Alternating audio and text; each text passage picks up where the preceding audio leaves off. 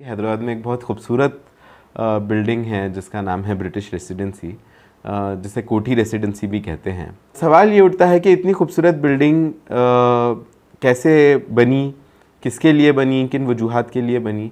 तो इसके लिए अगर हम हिस्ट्री के पन्ने पलटाते हैं और देखते हैं तो ये बनाई गई थी सेकेंड निज़ाम से, और ब्रिटिश रेसिडेंट को यहाँ पे रहने की इजाज़त थी और उन्हीं के लिए बनाई गई थी।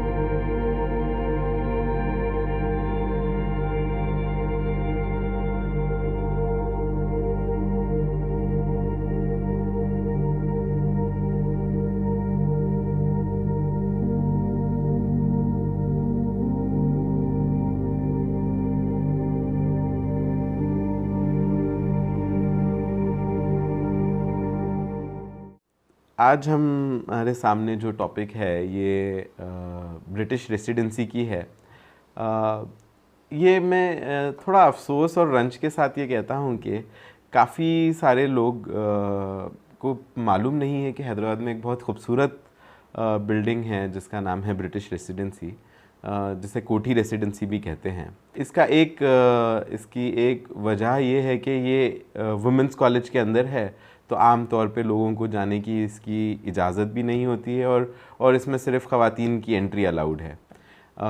लेकिन बहुत ही खूबसूरत बिल्डिंग है और तारीख़ के एतबार से बहुत ही ज़्यादा अहमियत वाली बिल्डिंग है ये, क्योंकि अगर हम देखते हैं कि 18th सेंचुरी का अगर हम मैप निकालते हैं और शहर को समझना चाहते हैं तो आप देखते हैं कि जो अब हालिया पुराना शहर है और ये मूसा नदी के उस पार जो था ये निज़ाम सरकार का और शहर था, और मूसा नदी के इस पार ब्रिटिश रेसिडेंसी जो आज के नाम में कोठी कहलाती है, इसका कंपाउंड वॉल शुरू होता था।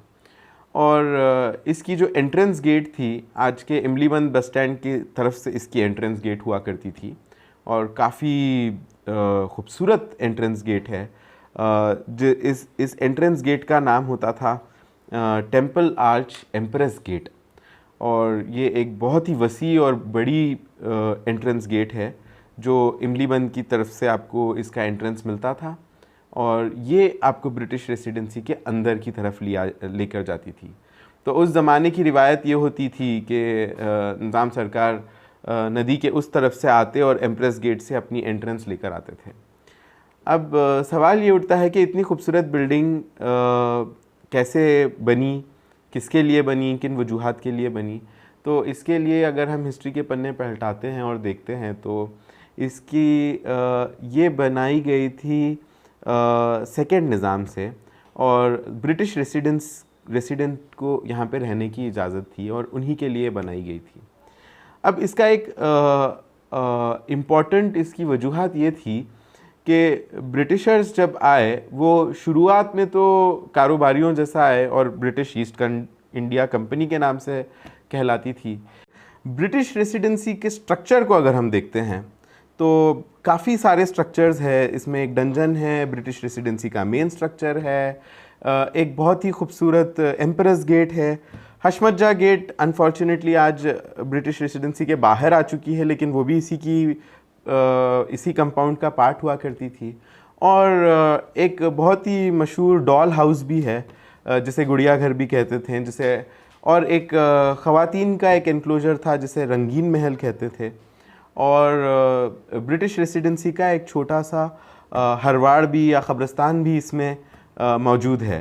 तो ये सारे एंसिलरी स्ट्रक्चर्स और छोटे छोटे स्ट्रक्चर्स, और सब में इम्पॉर्टेंट और बड़ा और वसी स्ट्रक्चर अगर इसमें है तो मेन रेसिडेंसी कॉम्प्लेक्स है। रेसिडेंसी कॉम्प्लेक्स की अगर हम बात किया जाए तो सैमुअल रसल ने इसे तामीर किया था। और सैमुअल रसल का ये था कि इन्होंने स्ट्रक्चर को काफ़ी वसी और अरीज़ डिज़ाइन दिया। अगर आप देखते हैं स्ट्रक्चर का जो एंट्रेंस आता है तो ये 22 स्टेप्स से इसका इनिशियल एंट्रेंस होता है, बहुत ही ग्रैंड वसी तरीके में। और आपको काफ़ी लंबे 60 फीट के कॉर्निथियन पिलर्स दिखते हैं जो एकदम आपको बहुत ही ग्रैंड लुक के साथ आपको एक पोर्टिको पे लेकर जाते हैं। और इस पोर्टिको के बाद में आपको दरबार हॉल दिखता है जो मैं कह सकता हूं कि दुनिया के सब में खूबसूरत हॉलों में से एक था। कई लोगों का ये भी कहना है कि ये जो सारे खालीन और ये सारी चीज़ें थी इनके एक्वायर करने में सालार जंग का भी बहुत रोल हुआ है। और आज बहुत सारी चीज़ें जो सालार जंग में हैं, सालार जंग म्यूज़ियम में हैं, वो बहुत सारी उनका ओरिजिन इसी रेसिडेंस से भी है। जिस टाइम पे 1803 और 1807 के टाइम पे ब्रिटिश रेसिडेंसी बनी थी, उसी टाइम पीरियड में आपको दिखता है कि अमेरिका की जो सबसे मशहूर बिल्डिंग है वाइट हाउस, उसका भी कंस्ट्रक्शन उसी टाइम पे हुआ था। और काफ़ी सिमिलैरिटीज़ है स्ट्रक्चर में, ये डिबेटेबल टॉपिक है। इससे आप पता कर सकते हैं और बता सकते हैं कि कितनी खूबसूरत ये बिल्डिंग उस ज़माने में हुआ करती थी। मतलब हाथियों के साथ और बटालियन के साथ मीर आलम या जो भी निज़ाम थे वो एम्प्रेस गेट से आते और उनकी बहुत ही ज़्यादा खूबसूरत एंट्रेंस होती और वो ब्रिटिश रेसिडेंसी में जाते। ये हमारी एक मुख्तसर सी कहानी है ब्रिटिश रेसिडेंसी की। मेरी गवर्नमेंट से एक छोटी सी इल्तिजा ये है कि इतनी खूबसूरत बिल्डिंग हमारे पास है और हमारे पास इसको बहुत अच्छी तरह से रेस्टोर भी किया गया है। हर एक शहर का एक विजुअल इम्पैक्ट होता है। जैसे कि हम जब बॉम्बे में जाते हैं तो हमको सड़क के किनारे से हमको हाजी अली की दरगाह दिखती है या गेटवे ऑफ इंडिया दिखती है, या हम दिल्ली जाते हैं तो हमको बहुत सारी गवर्नमेंट बिल्डिंग्स नज़र आती हैं। उसी तरह से जब हम हैदराबाद में कोई बंदा आता है पहली बार तो वो देखता है अरे इतनी खूबसूरत बिल्डिंग, आपकी सेक्रेटेरिएट की बिल्डिंग इतनी खूबसूरत है, क्योंकि वो विजुअली नज़र आती है। कोठी रेसिडेंसी भी बहुत खूबसूरत बिल्डिंग है, लेकिन इसका एक छोटा सा मसला ये है क्योंकि बिल्डिंग वुमेंस कॉलेज के अंदर है। कई कोठी के रिहाइश करने वालों को भी मालूम नहीं है कि कोठी के अंदर इतनी खूबसूरत बिल्डिंग है, कोठी वुमेंस कॉलेज में।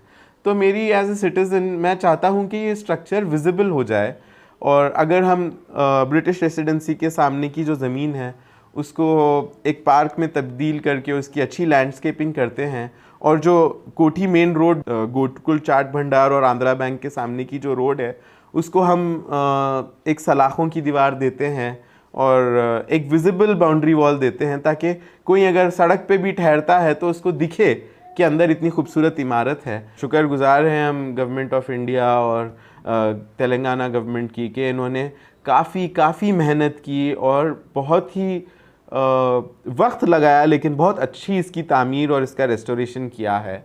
और आज ब्रिटिश रेसिडेंसी पब्लिक के लिए ओपन है। आप इंटरनेट पे ब्रिटिश रेसिडेंसी की वेबसाइट पे जाकर अपना टिकट बुक करके जा सकते हैं। तो इतनी खूबसूरत बिल्डिंग जब बन चुकी है और एक्सेसिबल भी हो चुकी है लोगों के लिए, जिसे हमें शुक्रगुजार है हम गवर्नमेंट के कि इतना अच्छा काम किया है। थोड़ी सी मेरी इल्तिजा ये है कि इसको ओपन एक्सेस कर दे ताकि सड़क पे से चलने वाला भी कोई देख के बोल सके हाँ इसके अंदर एक बहुत ही खूबसूरत इमारत है।